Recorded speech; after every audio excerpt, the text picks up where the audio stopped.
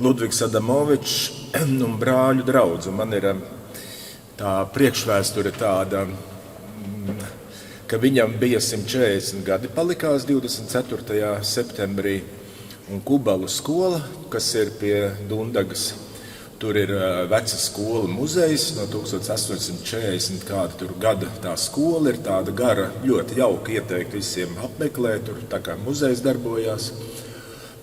Tur viņš piedzima 1800, kāds sanāk tas gads, 84. gads, un tad tagad tad ir 140 gadi 23. septembrī.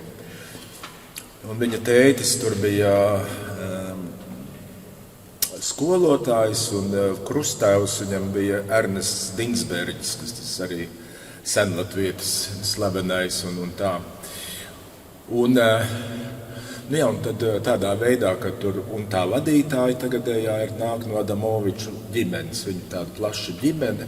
Tur bija arī Džons Adamovičs, kaut kāds profesors, botāniks vai kāds pensionārs no Amerikas, kas arī viņa tiešais radinieks Adamovičam.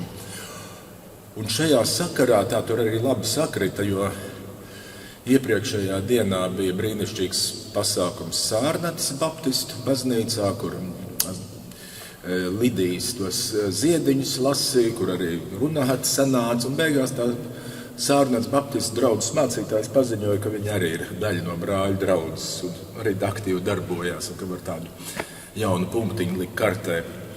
Un lūk, un tā domājot, tad noliek tā fakta priekšā, tad es skatījos arī gatavojot šajā grāmatā, kas man doktora darba pamatā ir, skatījos un biju spiests pārdomāt par šo cilvēku izcilo. Un droši var pateikt, ka viņš ir cilvēks, kas vislielāko iespaidu uz mani ir atstājis visādā ziņā, bet arī, var teikt, nosacīt likteni noteicis man, jo kāds man viņš ir izveidojies. Un arī tur bija Joko Taladenam, kas ir lielākais Adamoviča speciālists, varētu teikt, latviešu telpā.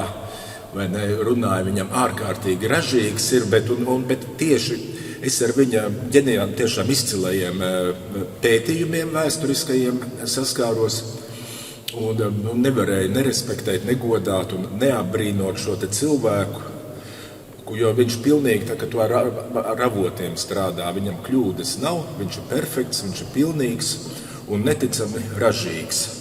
Un tad līdz ar to man arī, bet es viņu kā atsevišķi kā personu nebiju interesējies un pētījis.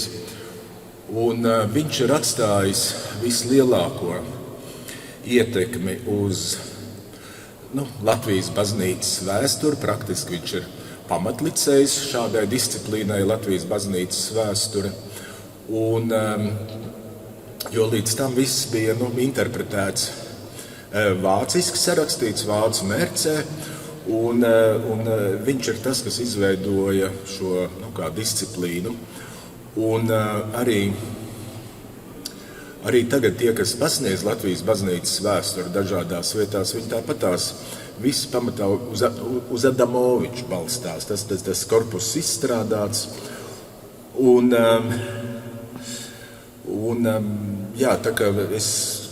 tas ir ļoti arī tā skumīgi, jāsaka, ka viņš ir arī viens no tiem, kas ir kaut kā vairāk tā pastiprināti aizmirsts mūsu vēsturē. Es zinu, pat tādi inteliģenti cilvēki, nezinu, kas ir vienam profesoram šodien pat prasīja, vai viņš liels atstājis institūtā tajā vēstures, tur kaut kā 10 labākie tur Latvijas vēsturnieki kaut ko. Adamovičs nebija viņu vidū, kaut gan es uzskatu, ka viņš ir izcilākais. Un te es tagad bišķiņ pastāstīšu tos viņa dzīves gājumus, un pēc tam arī atkal tāds personīgāks moments nāks. Un arī man vienkārši, kur tāds ģēnijs var izaugt. Un varbūt tās, kas diezgan, tur arī televīzija bija un tā, tajā, kad mēs bijām Kubalu skolā.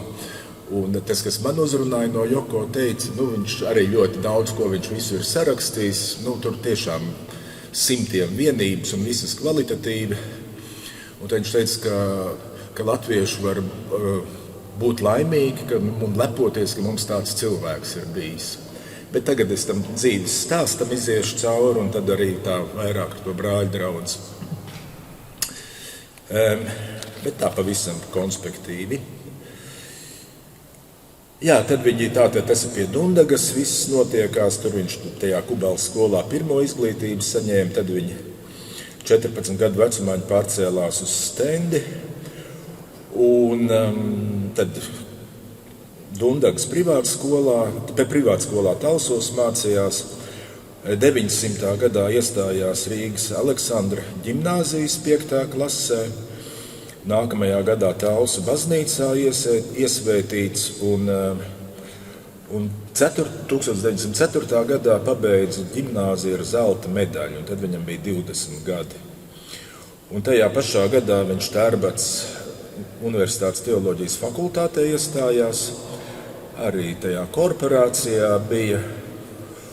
Un 1909. gadā fakultāti pabeigta. Vienkārši es tā uzmetu, ka apmēram kāda tā dzīve ir, un tas ir skolotāja bērns. Un es arī neesmu tā saprats un iedziļinājies, jo noteikti tās studijas jau nav par velti Tērbatā. Un 11. gadā viņš Tērbatā iegūst kandidāta grādu. Tajā pašā gadā apprecējās ar tādu Lilliju Helēnu Veidholdi no Grenču pagasta. Un tad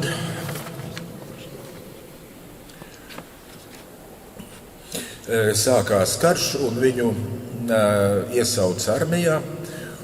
Un viņš kaut kādā veikalā strādāja, jo viņam kaut gan tur tas krustāvs vēlēja dižanu augumu, tas Dinsberģis dzejs, bet viņš bija ļoti, ļoti maziņš. Viņam sieva arī bija garāka, un tas tā viss cauri pasvītrots, un visās bildēs arī tas tā redzams ir.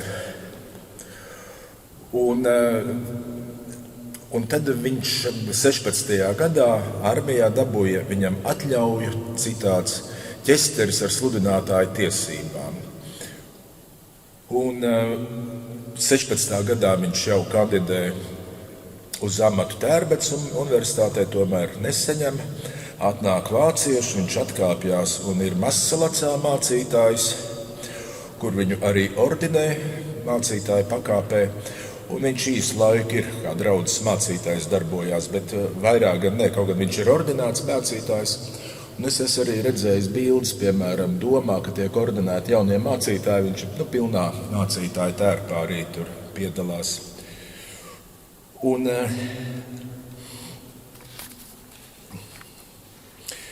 tad viņš Valmierā izveido skolu, jo viņam pedagoģija, izglītība ļoti tā sirdslieta ir bijusi. Viņš arī pilsētas domnieks ir. 20. gadā tiek dibināta teoloģijas fakultāte, kur viņš arī aktīvi piesaistās. Un tur ties kodols fakultātei ir viņš, Kārlis Kunziņš dēls, kas ir leģendārajam prāvestam dēls. Un arī Voldemārs Maldonis. Un visi šie cilvēki, visi cauri, kas skatās, un kaut kādā veidā ar tieši vai ar simpātiju ir saistīti ar brāļu draudz. Tas tāds gars laikam jāsaka. 1929. gadā, 10. septembrī, viņš iegūst teoloģijas doktora grādu un tiek ievēlēts par profesoru. Un tieši šajā laikā, septembrī, arī notika ļoti, ļoti plašas brāļu draudzes 200 gadus svinības pa visu Latviju. Un tieši septembrī bija kulminācija. Valmierā bīskaps Kārlis Irbe par mācītāju ordinēja Edgaru Rumbu, vēlāko brāļu draudzes vadītāju. Un viņš visu laiku tā plaši ar to, es pabeigšu to dzīvi, un tad tāda analīzīt bišķi. Pedagoģijas grāmatas, lai ieviestu skolās ticības mācību, šādas visādas tiešām ir daudz. Šie materiāli un grāmatas, viņš konversācijas vārnīcā noteikti vairāk kā 200 šķirkļus vai pat varbūt vēl vairāk sarakstījis. Un arī dažādos virzienos, ko arī minēja, tur piemēram par Meksiku, par kaut kādu, visā pasaulē kaut kādos negaidītos rakursos. Plus viņš arī braukāja pa konferencēm, viņš arī franciski rakstīja, vāciski, protams, rakstīja. Un tagad ir tas pārsteidzošais moments pie viņa, ka viņa tas darbs, ko 29. gadā aizstāvēja, tas ir pārvērties grāmatā Vidzemes baznīca un latviešu zemnieks, tāda vairāk kā 500 lapas bieza grāmata un neticama grāmata, fantastiska. Un tieši tur aprakstītā situācija pēc Ziemeļu kara un lielā atmoda, kas sākās 39. gadā, 18. gadsimtā un tik daudziem citātiem, jo viņš vairāk kārt ir bijis arī Herrnhūtas arhīvā un tur šukājis, tur strādājis, gatavojis to doktoru darbu un apbrīnojams tās darba spējas, kas ir veiktas. Un tagad jautājums ir par to, kā viņš kurzemnieks būdams no tāda apvidus, kur nav tādas izteiktas atmodas kustības, tas, es domāju, Dundaga Tals, vismaz es tā neesmu dzirdējis vairāki dienvidu kurzemi, kur tā brāļdraudz ļoti stipra. Tad ir Jūrmala, kur arī pārklājās varbūt savstarpēji baptisti, var sakot, visādas atmodas ir notikušas daudz. Tieši tur, kur tā Dundaga, tur ir Krišāns barons mācījies, tur ir, es nezinu, varbūt Valdemārs arī, kas nav tie reliģiozākie cilvēki un tā tālāk. Un kur viņš ir saskāries, un tad mēs ar profesoru Talunenu arī tā, ka neatkarīgi viens no otra izvirzījām domu, ka viņš ir, acīm redzot, Igaunijā, kad viņš ir bijis Tartu, tad viņš ir redzējis šo te, jo tur arī ir tā brāļa draudz, tur ir saķēris, bet viņš arī, kad viņš ir kaut kā vēl vairāk, viņš to nervu ir saķēris brāļa draudzē, kaut kā, ka viņš saprot, par ko tur ir runa, saprot, kādā veidā viņi domā un tā tālāk. Un man vēl tad tas personīgais stāsts atkal arī saistībā ar brāļa draudzi un tā viņa ietekme ir tāda, ka man kā liecība, es ticīgs kļuvu kaut kādos 80. gadu vidū, vēl padomju laikos kārtīgos, bet man kaut kādas, tur kaut kāds svētais gars nāca visu ilgu laiku, tā kā citā dimensijā bija, un pēc kāda laika mēnešiem tas arī atkāpās, bet katrā ziņā es to biju piedzīvojis. Un tad es kultūras fondā strādāju, un tur sāka nākt 90. gadu sākumā tās bibliotekas no Amerikas. Un tur atnāca, dabūju to grāmatu, to biezo grāmatu dabūju, un es lasu, un tur tik daudz citāti ir, kā tie zemnieki gājuši, sacījuši, un es saprotu, ka es pazīstu to garu, kas tur iekšā ir, un viņš kaut kā nelaiž vaļā. Un tādā veidā, kā saka, tas Adamovičs arī ir tas, kas ir, kā saka, pielipinājis, piekausējis pie tās brāļa draudzes klāt. Un tur tik daudz sirsnīgumu, un viņš tiešām tā māk pasniegt. Un līdz ar to vēlāk arī, ka man kaut kādas grāmatas vai publikācijas, vienmēr viņš ir pirmais un visticamākais avots, ar ko es strādāju, jo viņš ļoti daudz ir iztulkojis tos materiālus no Herrnhūtas arhīva.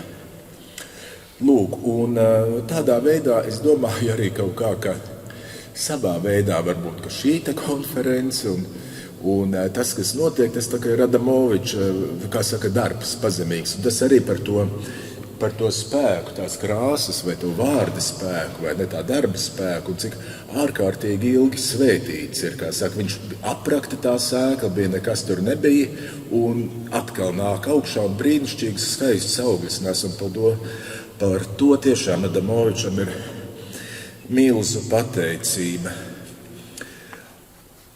Tālāk, jaunas mācību programmas izstrādāja ticības mācībā un tā tālāk. Teoloģisko terminoloģiju latviešu valodā veidoja. Un 30, un viņš aktīvi arī iesaistījās brāļa draudzes darbībā iekšā. Es bišķi par to parunāšu, bet un pirmajā Kārļa Ulmaņa valdības kabinetā viņš gadu bija bišķi vairāk par izglītības ministru strādāja. Tur arī ārkārt milzīgs apjoms, ko viņš tur ir parakstījis un tā tālāk. Un vēl viņam tāda unikalitāte ir, ka viņš ar kā viņš ar senlatviešu reliģiju, kā saka, pētījis ir. Un tagad Dundagā tur arī tā izskanēja, ka viņš arī šiem te folkloras pētniekiem ir arī milzu autoritāte.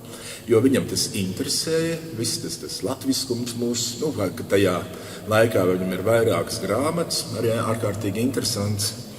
Bet viņam arī tas akadēmiskais dziļums un plašums, jo viņš tomēr braukāja pa Eiropu, pa konferencēm, tad viņš arī to pasaules elpu sajūt. Un tur, teiksim, tajos viņa pētījumos un tā tālāk ir tāda augsta līmeņa šie te pētījumi ir pārdomas. Tā, pavisam, tad, viņam, cik es esmu skatījies, tā adrese bija Artilērijas iela 8, kaut kur esmu saskāries, vismaz tāda kaut kur adrese bija, un īsi pirms 40. gada, pirms okupācijas, pienāca 14. jūnijas, un viņu arestēja un aizveda uz Ziemeļiem, tāpēc, ka viņš bija tas ministrs bijis, acīm redzot. Es domāju, ja viņš nebūtu ministrs bijis valdības, tad varbūt Secentes aizietu. Un 42. gadā tur atkal strīdās bišķi par tiem datumiem. Viņam bija tiesa, kaut kāda trojka vai kas tur, un viņu nošāva, vienkārši nošāva 42. gada 17. jūnijā. Viņš tika nošauts, bet tas viņa tas pienesums ir ārkārtīgi liels. Tātad viņš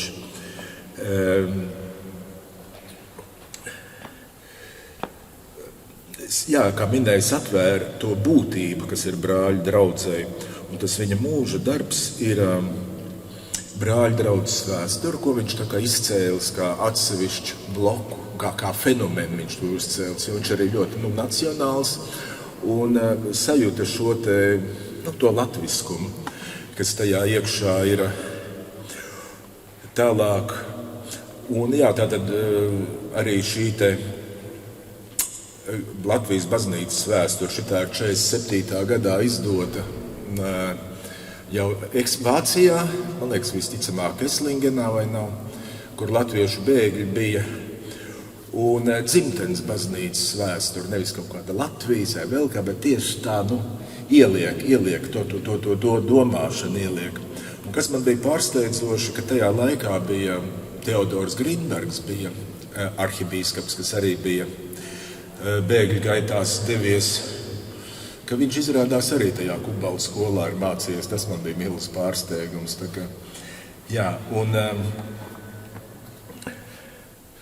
Un tātad tā senlatviešu reliģiozitāte, tas arī tāds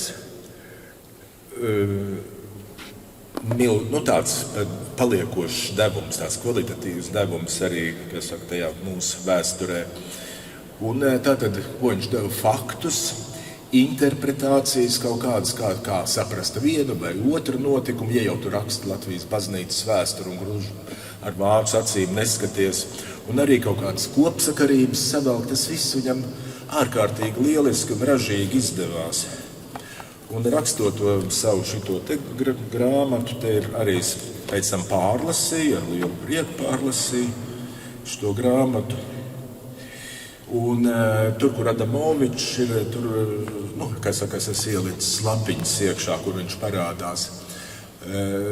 Tur brāļu draudze.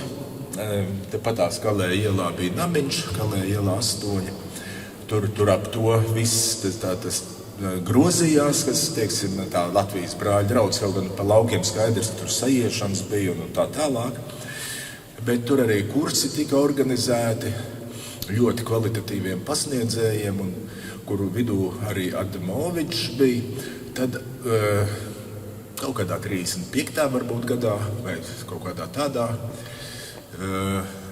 Edgars Rumba, kad bija brāļu draudzes vadītājs, izsludināja tādu pārdomu dienu kaut kā, kad arī visu laiku tās identitātes, kurā virzienā tai brāļu draudzē iet, vai tas ir kaut kāds muzejs, vai tā ir taisna kaut kāda dzīva, kā saka, degoša kustība, vai vēl kas tas ir.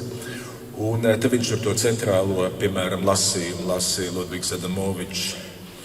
Un tāpatās kā tagad arī tad notika brāļu draudzes dienas, un atkal pēc Adamoviča par ministru kļuva Kārlis Beldavs, kas arī luterāņu ļoti apdāvināts mācītājs, kā profesors Klīve. Man viss iesēdies galvā, mēdza teikt kaut kādas senas. Viņš teica, ka skaudīgi amatbrāļi viņu par asaru pumpi ir saukājuši, vai ne, ka tas laikam, ka runā, tad tur asaras līst. Un arī, teiksim, tāds novatoriski tomēr, un viņš kaut kā centās likt kopā to senlatviešu būšanu ar brāļu draudzi, un te viņš bija, kurā gadā uzreiz neredz, bet pēc 30. gadu vidus. Es tagad nolasīšu. Uzrunā pie Sīmenēnu upuru ozoliem, tas ir pie Gaujas aiz Valmieras uz Strenču pusi. Profesors Ludvigs Adamovičs mēģināja saistīt latviešu reliģisko praksi pirms un pēc kristīgās ticības atnākšanas. Viņš norādīja, ka senči šajā vietā ir upurējuši nepazīstamajam dievam, bet tagad viņš arī latviešiem ir atklājies, un tagad daudzas draudzes locekļi sevi caur Jēzu Kristu nodot pazīstamam, dzīvam dievam. Citāta beigas, un tur vēl kaut kādi citi citāti ir. Varbūt es vēl trāpīšu, bet laikam netrāpīšu. Jā, arī 37. gadā Rīgas brāļu draudzes sajiešanas namā notika garīgo darbinieku sanāksme, konference, un tad tur, to centrālo lasīja Ludvigs Adamovičs. Un ar visu to savu noslogotību tas ir apbrīnojami, kā viņš. Un tā viņam skaidrs arī tāda sirds lieta bija šī brāļu draudze. Un te viņš ļoti saistīts ar universitāti bija, ar fakultāti. Un tad arī, teiksim, viņš citreiz, teiksim, par baznīcas un brāļu draudzes vēsture. To viņš kā eksperimentālu kursu tajos vadītāju kursos lasīja. Pēc tam jau, teiksim, kā universitātē to pasniedz un tā. Tas arī ir ar Adamoviču, kā jau saka, man tas ļoti personīgs stāsts, jo saskaroties ar viņu, pēc tam arī pats kaut ko rakstot un tā, es nevaru neapbrīnot, nevaru necienīt viņu, viņš ir fantastisks, tiešām asuprāt, un tā ir fantastiski, ka tu vari strādāt ar perfektu materiālu, tev nav šaubas par to. Tas ir tāds, dabiski viss jāpārbauda un tā tālāk, bet tā ir tāda emocionālā saite ar Adamoviču ir izveidojusies. Jā, viņš tātad te arī tāda bildīte bija par to ordināciju, es teicu, tur 2 no mācītājiem, kas tiek ordinēti, ir arī ar brāļu draudzes saistīti. Acīm redzot, viņš arī ļoti tādu interesi par to mācēja aizdegt un uzturēt par brāļu draudzes. Jā, arī tiem studentiem vai kas vēlāk arī par mācītājiem. Veinbergs tur viens bija un vēl viens bija, kas tur saistīts ar brāļu draudzes, kur viņš piedalījās. Un varbūt tas apbrīnojami ir, ka tiešām, ka tie cilvēki, kas ir Latvijas Luterisko baznīcu veidojuši, Maldonis, kas bija pirmais, līderis, pirms bīskaps vēl tika ievēlēts, kad apvienojās Kurzeme, Vidzeme, tad no šiem te vīriem, pietiekami daudzajiem, ļoti daudziem bija tās labās attiecības ar brāļu draudzi, ieskaitot prāvestu Kārli Kundziņu, un arī redz kaut kādi tie kurzemnieki, kas parādās.